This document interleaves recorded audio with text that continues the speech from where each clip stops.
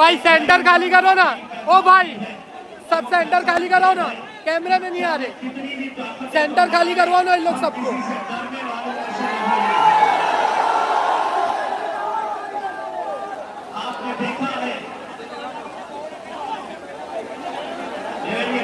अरे ओ भाई, ओ भाई, अरे भाई सेंटर खाली करवाना, लोग को हटाना भाई। ये पाकिस्तान नहीं है, ये बांग्लादेश नहीं है, ये मुंबई है। पाकिस्तान तुम जाओ, बांग्लादेश तुम जाओ, ये भारत देश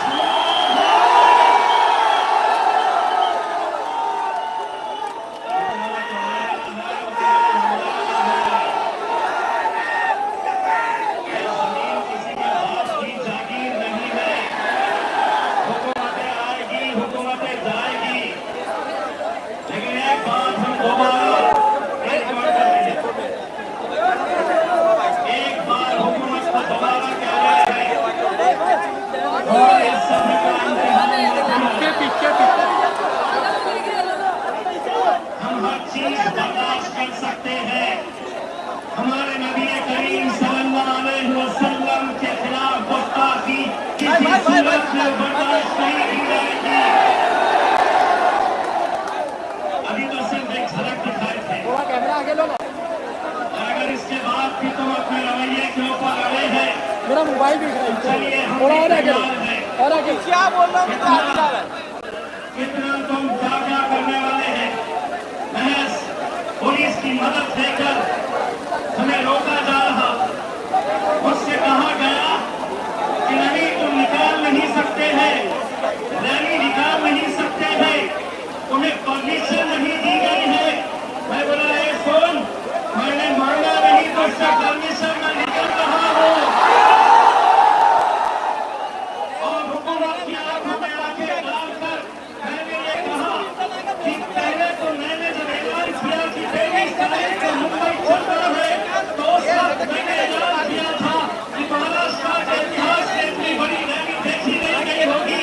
लेकिन जिस दिन निकलने का वक्त आया, सुबह सुबह मीडिया वाले आए, तो मैंने उन्हें एक बात बताया और उन्हें ये बताया मैंने कि हिंदुस्तान के तारीख के अंदर इतनी बड़ी रैली मुसलमानों ने कभी निकाली नहीं होगी जो आज अल्हम्दुलिल्लाह तुम्हें देखने को मिलेगी। यकीन मानिए, मेरा इसमें कोई ये नहीं है। मैंने सिर्फ अपने हुजूर की मोहब्बत में, अपने नबी की मोहब्बत में मैंने सिर्फ आवाज लगाई और अल्हम्दुलिल्लाह काफिला बढ़ता गया। और ऐसा बढ़ा कि पुलिस वाले मुझसे तो पूछ रहे थे कि तुम्हें आए कहां से।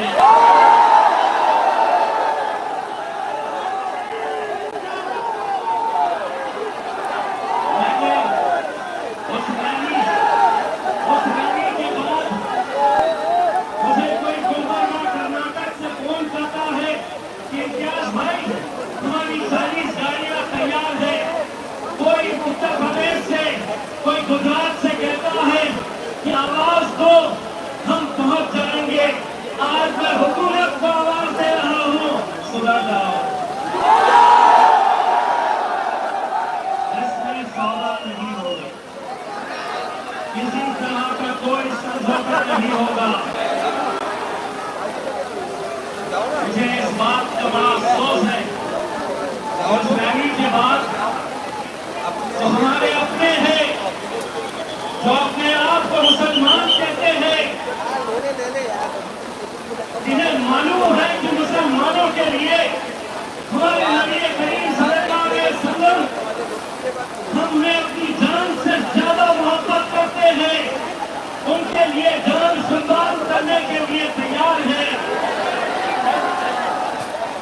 उन्होंने मीडिया से कहा कि नहीं, ये जो इतने सारे लोग आए हैं, इन्हें सियासत करना है, इन्हें राजनीति करना है। अरे मेरे आका के नाम के ऊपर ऐसे सौों से कुर्सियां कुर्बान करेंगे हम, कोई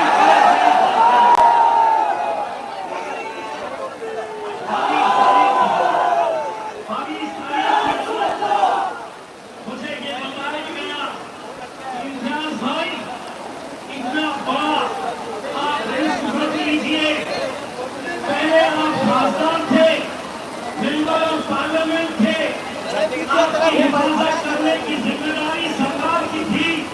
आप इतने सारे लोगों को लेकर निकल रहे, अगर कुछ हो गया तो आपके ऊपर आएगा।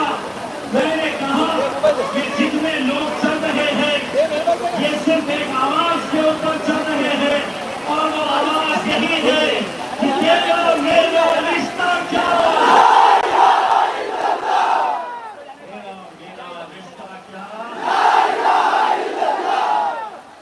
ये सोच रहे थे कि तुम ही लगाओगे, अरे अल्हम्दुलिल्लाह, इसके लिए हम अपनी जानें कुर्बान कर सकते हैं। सुनो, इसके लिए हम अपनी जानें कुर्बान कर सकते हैं। तो एक मर्तबा जाकर एक नया शिंदे, देवेंद्र फडणवीस, अजीत पवार, वो रामगिरी का गला पकड़ के बाहर लाओ, नहीं तो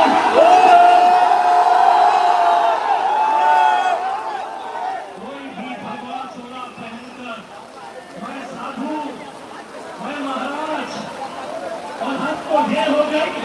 मुख्यमंत्री साहब, आप महाराष्ट्र के मुख्यमंत्री हैं, आप किसी एक जात के और किसी एक धर्म के नहीं है, मेरे भी मुख्यमंत्री हैं आप, लेकिन मुख्यमंत्री एकनाथ शिंदे कितने होशियार हैं। अब मैं आपको बताता हूँ, जब ये रामगिरी ने हुजूर के खिलाफ गुस्ताखी की तो दूसरे ही दिन एकनाथ शिंदे आए, उसको बाजू को बिठाया और उन्होंने कहा मराठी में, तुमचा केशा नहीं, हाथ काऊ देणार नहीं, मेरे बाल को भी धक्का नहीं लगने देंगे। 2 दिन पहले मैंने उसकी तस्वीर देखी तो पता चला वो तो गंजा एक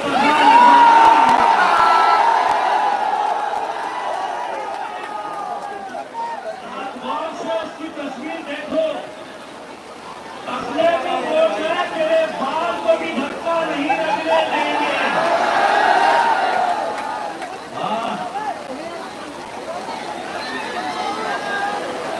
आप समझे, ये कौम मोटार हो चुकी है, इनमें जान बची नहीं है, इनकी तरफ से कोई बोलने वाला नहीं है, इनकी तरफ से कोई आवाज उठाने वाला नहीं है। अरे हमने तो सिर्फ एक छोटी सी झलक दिखाए, जिस दिन दोबारा ये ऐलान करेंगे, कोई इसके अंदर हम नहीं चाहते हैं कि कोई राजनीति का झंडा इसमें आए, किसी पार्टी के बैनर के तले नहीं, लेकिन मैं इस महाराष्ट्र के और इस मुल्क के मुसलमानों से हाथ जोड़ देकर अपील करना चाहता हूँ, तब तक हम इस तरह बटे रहेंगे। अगर आज इस हद तक बात पहुंच चुकी है कि हमारे नबी के खिलाफ भी अगर गुस्ताखी खुलेआम हो रही है और हम अलग अलग उसमें बटे हुए हैं, मेरे भाइयों, एक बार बाहैसियत के मुसलमान हमको एक ताकत बनकर खड़े रहना है। तुम रहो किस जमात में रहना चाहते, किस पार्टी के अंदर रहना चाहते हैं तो रहो, लेकिन इस मामले के अंदर अगर एक आवाज बनकर खड़े रहे, यकीन मानिए इस कौम के अंदर इतनी ताकत है कि अच्छी अच्छी हुकूमतों को ये झुका सकती है। मेरे भाई, हमसे हमारे दूसरे भाई कौम के लोग पूछते हैं क्या सिर्फ आपके मोहम्मद पैगंबर मुस्तफा सल्लल्लाहु अलैहि वसल्लम आपके लिए क्या मायने रखते हैं, तो मैं उनसे सिर्फ यही कहता हूँ, हमने आंखों से देखा नहीं है मगर, हमने आंखों से देखा नहीं है मगर उनकी तस्वीर सीने में बसाई है। हमने आंखों से देखा नहीं है मगर उनकी तस्वीर सीने में बसाई है। भाई, उस पर कार्रवाई नहीं हुई रामगिरी के ऊपर, महाराष्ट्र के छोटे छोटे प्यारे इतने छोटे कि जिस दिन हम तय कर देंगे तो इंशाअल्लाह उसको लपेट के असद भाई की शेरवानी में डाल के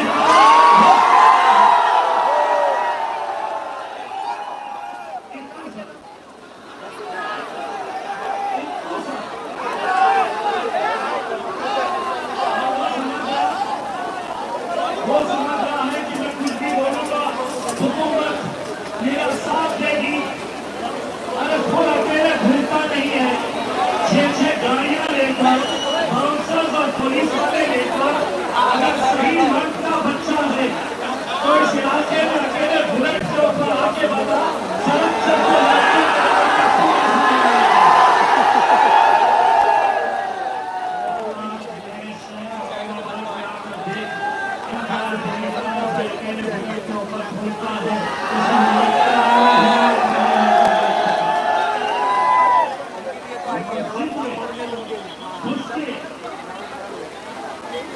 मुसलमानों को चुन के मारे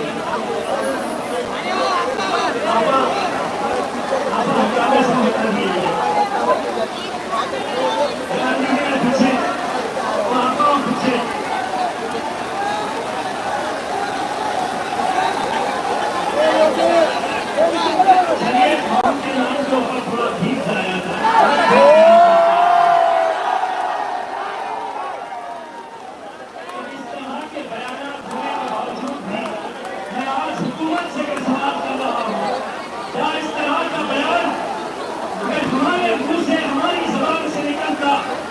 तो शायद ये घर छोड़ने से पहले हाथी वाले हमारे सामने खड़े हो जाते। चलिए आप पे केस हो गया, चलिए आपको पुलिस लेने के लिए आई है। हम यही कहना चाहते हैं कि सियासत के अंदर अगर आप इतने घटिया तरीके के ऊपर आ गए हैं, सिर्फ अपने राजनीतिक मफाद के खातिर, ये मुल्क हमारा है, ये मुल्क आपका है। हिंदू मुस्लिम सभी लोग एक साथ मिलकर रहते हैं, लेकिन हमारी खूबसूरती है इस मुल्क की। लेकिन सिर्फ उस सियासी कुर्सी पर बैठने के लिए अगर आप इस तरह की घटिया राजनीति करेंगे, कुछ भी कहेंगे, कुछ भी बोलेंगे और आप ये समझेंगे कि हमें सुनना है, हम सिर्फ सुनने का काम करेंगे, तो एक बार फिर से सुन लो। एकनाथ शिंदे साहब, देवेंद्र फडणवीस जी, अजीत पवार, शरद पवार, उद्धव ठाकरे, नाना पटोले और ढिल्लो, तुम भी सुन ले। पिछले 76 सालों से तुम लोग बोलते आए थे और हम सुनने का काम करते थे। अब मजलिस आई है, अब हम बोलेंगे,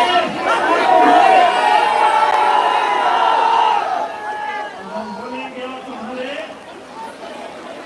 अब्बा को याद करो, उनके तुम्हारे बाप को भी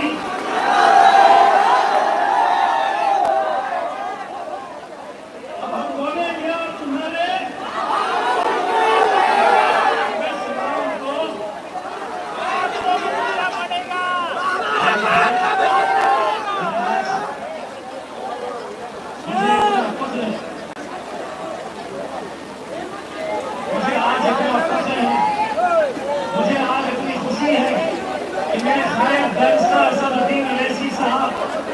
होटल से निकल रहे थे तो उन्हें बहुत सारे लोगों ने कहा कि साहब बारिश बहुत तेज हो रही है, आज जलसा करना मुमकिन नहीं है। असद साहब ने पूछा कि वहां पे अगर 5 लोग भी होंगे, 5, तो मैं जाऊंगा, आंधी आए तूफान आए, मैं मेरी आवाज से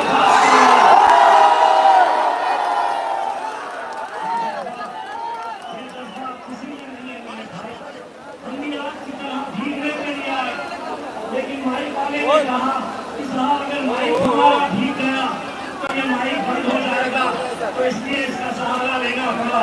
वरना ये तय कर लो, अगर आप धूप में बैठेंगे तो हम भी धूप में बैठेंगे, आप बारिश में बैठेंगे तो हम भी आपका बारिश में साथ देंगे। बस मैं आप दोनों से जाते जाते असद साहब को यहाँ बुलाने से पहले एक बताना चाहता हूँ, मेरा रिश्ता क्या समीर भाई